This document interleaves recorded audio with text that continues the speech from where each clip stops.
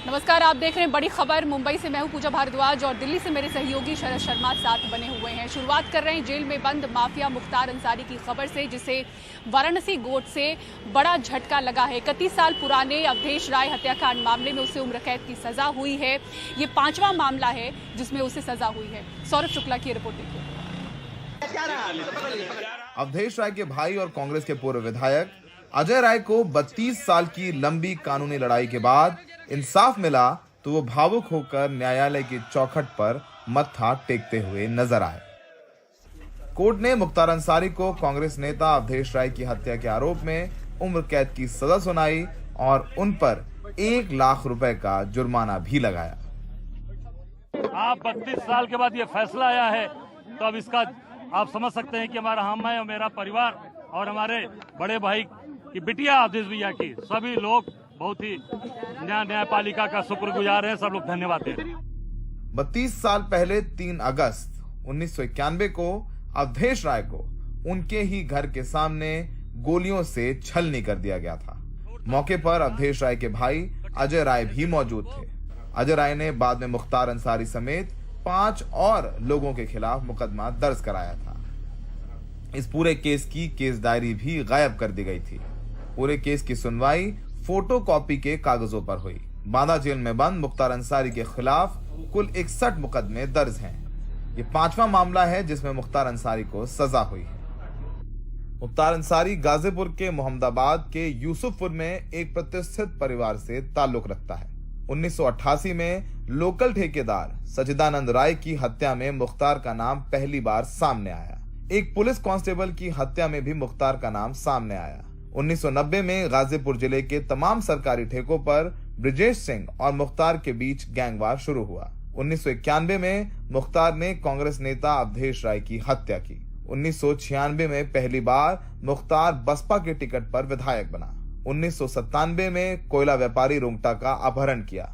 2004 में बीजेपी विधायक कृष्णानंद राय की हत्या में मुख्तार का नाम सामने आया। 2005 में मुख्तार ने आत्मसमर्पण किया, तब से वो लगातार जेल में है। मुख्तार को हत्या, अपहरण और गैंगस्टर एक्ट के तहत 5 मामलों में दोषी करार दिया जा चुका है। मुख्तार का कभी जेल से निकलना मुमकिन नहीं है। मुख्तार का परिवार भी मुश्किलों में है। मुख्तार का बेटा और विधायक अब्बास अंसारी भी जेल में है और भाई पूर्व सांसद अफजाल अंसारी भी गैंगस्टर मामले में जेल में बंद है। और अब भी करीब 30 मामले हैं जिनमें मुख्तार के खिलाफ कोर्ट में ट्रायल चल रहा है। वाराणसी में हिमांशु और दिल्ली में सौरभ शुक्ला, एनडीटीवी इंडिया। बिहार के भागलपुर में एक हादसा हुआ है जो चर्चा का विषय बना हुआ है। गंगा नदी पर बन रहा अगवानी सुल्तानगंज पुल अचानक भर भराकर गिर पड़ा। तस्वीरों में साफ नजर आ रहा है कि किस तरह इस निर्माणाधीन पुल का करीब 192 मीटर लंबा हिस्सा गंगा में समा गया। पुल गिरने से मौके पर अफरा तफरी मच गई। गंगा में कई फुट ऊंची लहरें उठी। इसके चलते नाव से सफर कर रहे लोग दहशत में आ गए। हालांकि इस हादसे में किसी के हताहत होने की कोई खबर नहीं है। खास बात यह है कि इसी पुल का एक हिस्सा पिछले साल भी गिरा था। 2014 में बिहार के मुख्यमंत्री नीतीश कुमार ने इस पुल का शिलान्यास किया था। नीतीश कुमार ने घटना की जांच के आदेश दे दिए हैं और जिम्मेदार लोगों की पहचान करने का निर्देश दिया है।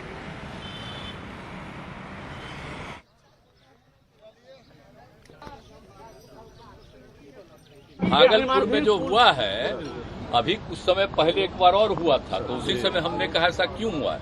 और जबकि हम इसको बनाने के लिए हमने बहुत पहले तय किया था। हमने 12 में ही देखा, अब 14 से काम शुरू हुआ। अब जिसको भी दिया गया है एजेंसी, अब इतना देर क्यों हो रहा है। और एक गिर गया था तो उस समय भी हमने कहा था, 1 साल पहले की बात है। अब फिर जब 2 हो ये फिर गिरा है, कल ही हमको पता चला है, तो तुरंत हमने विभाग के सब लोगों को कहा कि जाकर के देख लीजिए और तुरंत एक्शन लीजिए। पहले से ही हम लोगों को शंका थी कि इसमें डिजाइन में फॉल्ट है, उसलिए काफी स्ट्रक्चरल चीजें जो हैं तोड़े गए और हम लोगों का निर्णय था कि पूरी तरीके से तोड़ करके, क्योंकि बार बार कंप्लेन आ रहा था। माननीय सदस्यों ने दोनों बार जो है इस बात को दोनों सदस्यों ने विधानसभा में उठाया था, रिस्क नहीं लेना है, इसलिए पूरी तरीके से तोड़वा करके पुनः सिरे से हम लोग जो है कार्य को प्रारंभ करेंगे। ये कमीशन खोरी की प्रथा, गुणवत्ता विहीन काम और आपके मानसिकता, राजनीतिक और अस्थिरता के कारण प्रशासनिक अराजकता, भ्रष्टाचार चरम पर है, जिसकी परिणति दिखाई पड़ रही है हिम्मत न्यायिक जांच कराएंगे या सीबीआई से जांच कराएंगे? बड़े बड़े घोटाले का परिणाम है कि आज व्यवस्था चरमरा रही है। और बालासोर ट्रेन हादसे की अब बात करते हैं। इस ट्रेन हादसे के बाद बहानगा स्टेशन पर ट्रैकों की मरम्मत का काम पूरा हुआ और इसके बाद अप लाइन और डाउन लाइन से जो ट्रेनों को चलाकर ट्रायल है उसे भी पूरा किया गया। इसके बाद सुबह से ही आप देखिए तस्वीरों में ट्रेनों की आवाजाही यहाँ पर शुरू है। आज सुबह कई यात्री ट्रेन के साथ वंदे भारत ट्रेन को भी पास करवाया गया। कुछ मालगाड़ी के अलावा यात्री ट्रेनें भी वहाँ से गुजर रही हैं।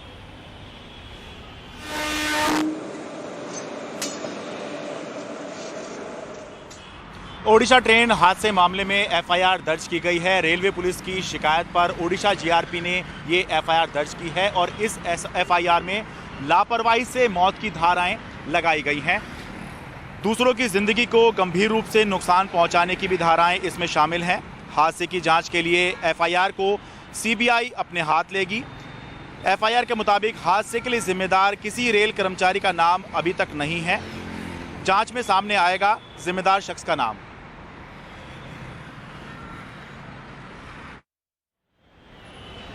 और सेफ्टी ड्राइव अभियान की अब बात करते हैं। इस ट्रेन हादसे के बाद इस अभियान की शुरुआत हो रही है। रेलवे सूत्रों से जो हमें पता चला है आपको बताते हैं। बालासोर दुर्घटना के बाद रेलवे का पूरे देश में सेफ्टी ड्राइव अभियान होगा, ये सूत्र हमें बता रहे हैं रेलवे के।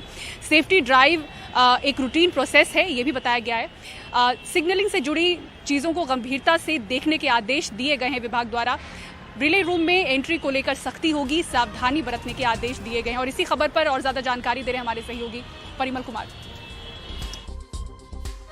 बालासोर ट्रेन हादसे के बाद अब पूरे देश में रेलवे सेफ्टी ड्राइव अभियान चलाएगी और आमतौर पर ये एक रूटीन प्रोसेस का हिस्सा होता है जो अक्सर रेलवे चलाती रहती है, अलग अलग जोन में चलता रहता है। लेकिन अब पूरे देश में सेफ्टी अभियान चलाने को लेकर जोर दिया गया है। जबकि भी इस तरह का वाकया या हादसा होता है उसके बाद भी सेफ्टी ड्राइव अभियान को गति दी जाती है। ये पुराने वक्त में भी देखा गया है और एक बार फिर से बालासोर में जो ट्रेन हादसा हुआ है उसके बाद से सेफ्टी ड्राइव अभियान को गति देने की बात कही गई है। इसके तहत सिग्नलिंग की बात हो, ट्रैक मेंटेनेंस की बात हो, वो तमाम पहलू जिससे ट्रेन यातायात की सेफ्टी कॉम्प्रोमाइज नहीं हो उसको देखना है, उसको सुनिश्चित करना है। साथ में यहाँ पर यह भी कहा गया है कि जो रिले रूम है उसमें एंट्री बहुत सावधानी और सख्ती के साथ होनी चाहिए। दरअसल रिले रूम की 2 चाबी होती है और ये वो कमरा होता है जहां से इलेक्ट्रिकल या इलेक्ट्रॉनिक दोनों ही चीजें कॉन्फ़िगरेशन जो है वो ट्रैक को लेकर और ट्रेन यातायात को लेकर वहां से देखरेख की जाती है। एक चाबी स्टेशन मास्टर के पास होता है और दूसरी चाबी, इसकी 2 चाबी होती है, एक चाबी स्टेशन मास्टर के पास और दूसरी चाबी इंजीनियर के पास, यानी दोनों की मौजूदगी में खोला जाएगा। लेकिन इसको बहुत अच्छे तरीके से तस्दीक करने की जरूरत है, सुनिश्चित करने की जरूरत है कि बिल्कुल ऐसा ही चीज प्रैक्टिस में किया जा रहा है, लाया जा रहा है। और साथ में यहाँ पर एक बार इन चीजों को तो किया गया है, लेकिन अक्सर एक बार फिर से दोहराएं कि ये सेफ्टी अभियान जो है अलग अलग वक्त पे अलग अलग जगहों पे रेलवे जो है वो चलाती भी रहती है। लेकिन इस वक्त ये बहुत अहम हो जाता है जब यहाँ पे जो 3 ट्रेनों की दुर्घटनाएं हुई हैं, उस हादसे में कई लोगों की जानें गई हैं।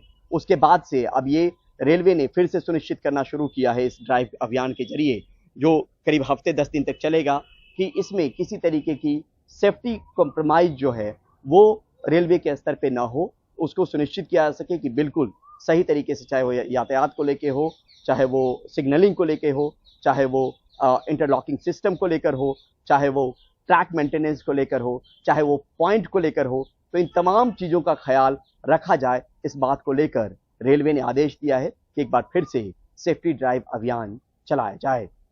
नई दिल्ली से परिमल कुमार, एनडीटीवी इंडिया। और अब बात करते हैं पहलवानों के आंदोलन की, जो कुश्ती संघ के अध्यक्ष ब्रजभूषण शरण सिंह के खिलाफ चल रहा है। तो 3 अहम पहलवान विनेश फोगाट, बजरंग पुनिया और साक्षी मलिक ने यह साफ किया है कि भले ही उन्होंने उत्तर रेलवे की नौकरी वापस से ज्वाइन कर ली हो, लेकिन उनका आंदोलन जारी है। साक्षी मलिक ने एक ट्वीट कर जानकारी दी है कि उन्होंने रेलवे की ड्यूटी करते हुए आंदोलन जारी रखने का फैसला किया है और उन्होंने लिखा कि ना कोई आंदोलन से पीछे हटा है ना कोई हटा है। उनकी लड़ाई इंसाफ मिलने तक जारी रहेगी। साक्षी ने यह भी लिखा है कि कृपया कोई गलत खबर ना फैलाएं। बजरंग पुनिया ने भी ट्वीट कर लिखा है कि उन्होंने आंदोलन वापस नहीं लिया है। इस पूरे मामले पर क्या कहना है साक्षी मलिक का, आइए सुनते हैं।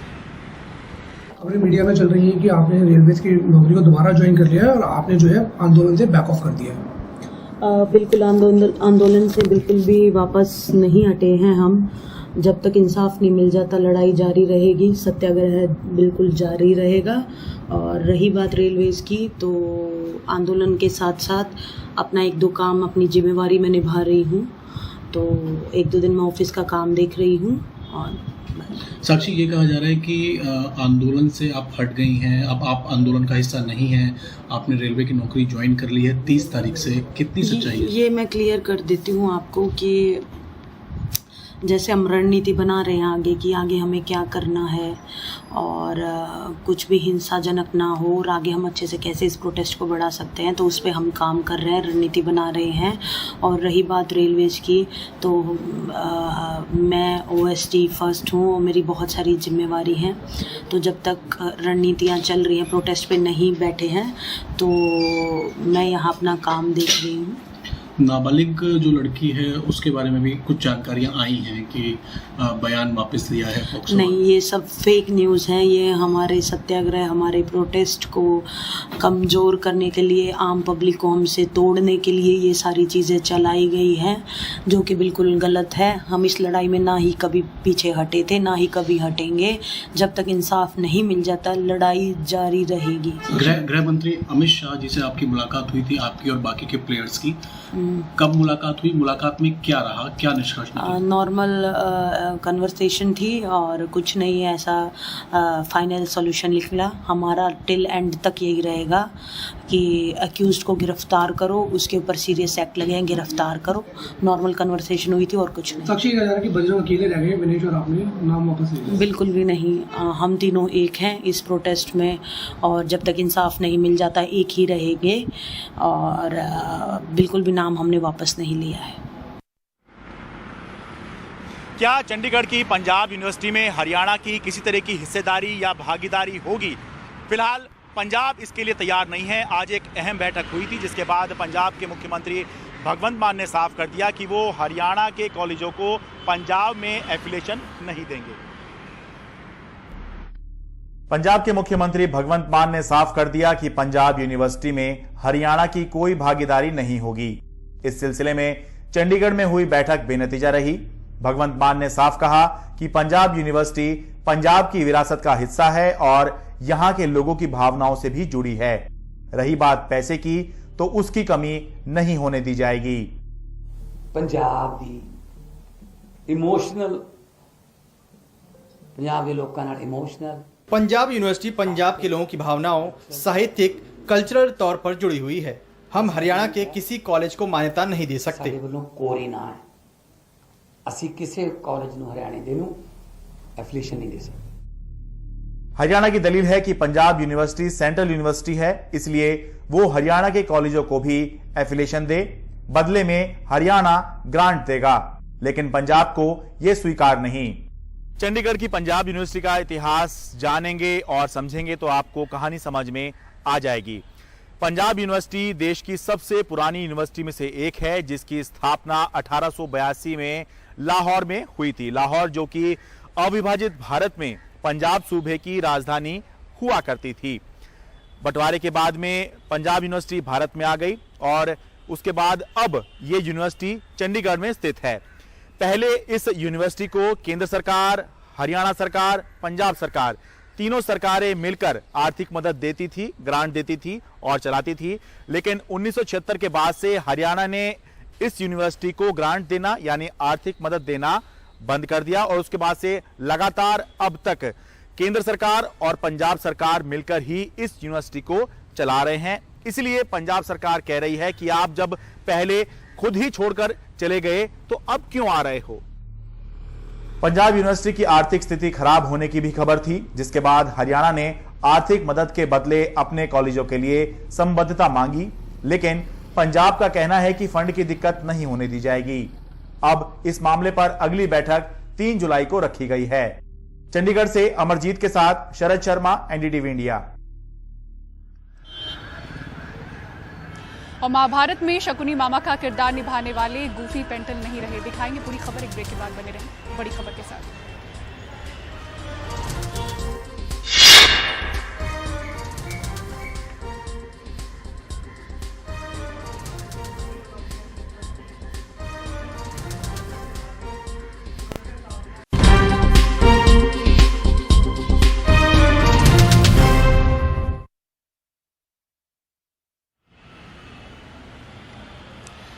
महाभारत के शकुनी मामा के किरदार का कभी आप जिक्र करें तो बी.आर. चोपड़ा के मशहूर धारावाहिक महाभारत के गूफी पेंटल याद आते हैं। गूफी पेंटल हमारे बीच नहीं रहे। मुंबई में आज उन्होंने आखिरी सांस ली। किडनी और ब्लड प्रेशर की समस्या से वो गुजर रहे थे, अस्पताल में भर्ती थे। 79 साल की उम्र में उन्होंने आखिरी सांस ली। मुंबई के ओशिवरा शमशान घाट में फिल्म जगत से उनके करीबी दोस्तों और परिवार वालों ने उन्हें अंतिम विदाई दी। गूफी पेंटल ने जिंदगी के साथ तरह तरह की बाजियां खेली। इंजीनियर थे, 7 साल सेना में रहे, कई किताबें भी उन्होंने लिखी।